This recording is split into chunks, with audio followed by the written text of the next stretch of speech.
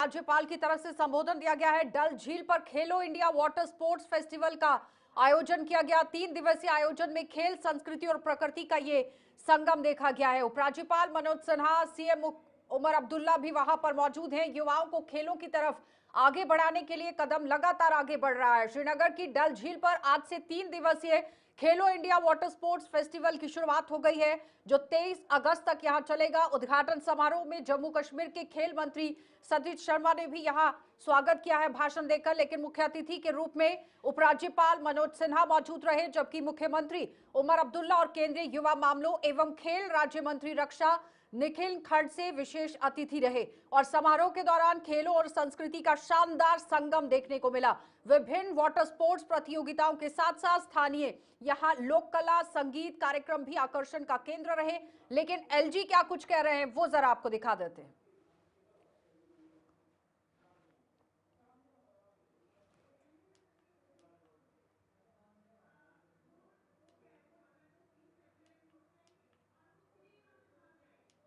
या sports department खेलने को काफी प्रोत्साहित किया है। पिछले 5-6 वर्षों में जहां 3 से 4 लाख लोग स्पोर्ट्स की विभिन्न डिसिप्लिन में पार्टिसिपेट करते थे, वो बढ़कर के अब 30 से 40 लाख हो गया है। ये बड़ी प्रसन्नता की बात है।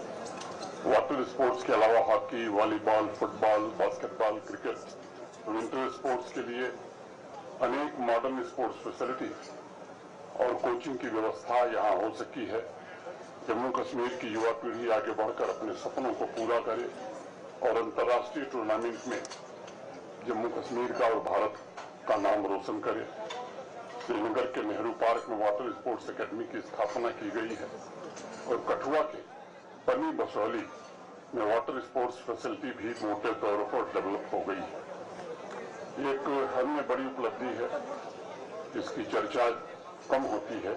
अनेक वर्षों बाद अभी 2024 में मैं कहूं कि एक लंबे अंतराल के बाद legend league cricket international cricket tournament का आयोजन भी कश्मीर घाटी में हुआ था।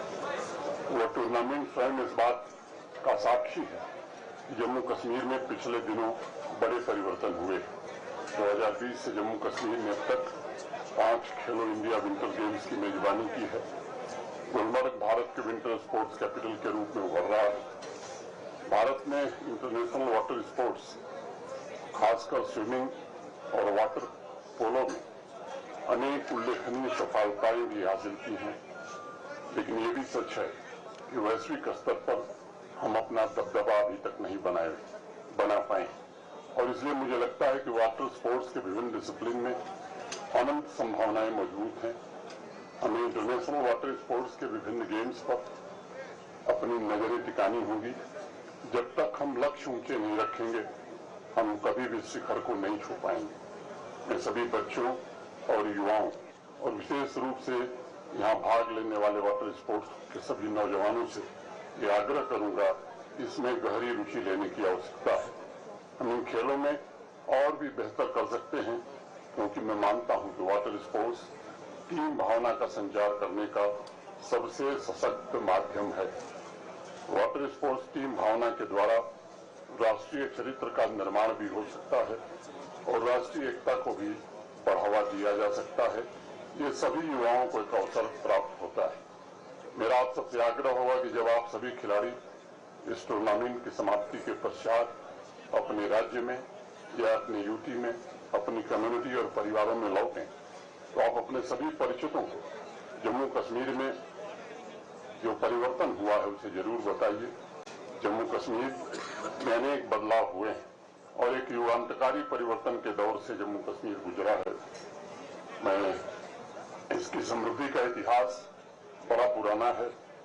अभी जून में कश्मीर से कन्याकुमारी रेल नेटवर्क से जुड़ने के पश्चात कंप्लीट इंटीग्रेशन के ख्वाब को भी पूरा कर रहा है। आप अपने राज्य वापस जाकर ये अवश्य बताइए कि जम्मू कश्मीर के युवा उसी तरह आज स्पोर्ट्स में इंटरेस्ट ले रहे हैं जिस तरह बाकी देश के नौजवान ले रहे हैं, चाहे वो काइकिंग की पैडल हो या बाकी खेल हो।